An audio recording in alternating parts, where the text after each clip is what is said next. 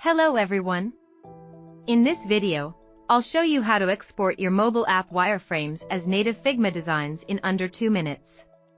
We already have a mobile app wireframe ready inside the editor. Select it, go to Export, and choose Export to Figma.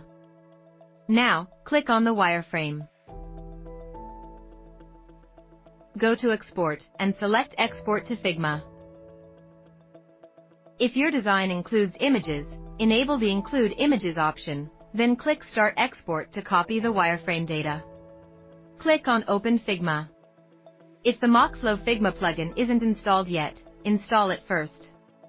Inside your Figma file, right-click on the canvas, Open Plugins, and launch the MockFlow plugin.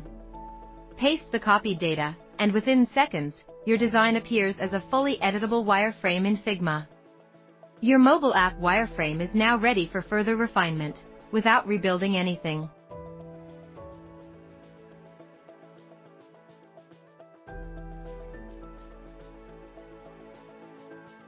That's how you can seamlessly move your mobile app wireframes into Figma and continue your workflow.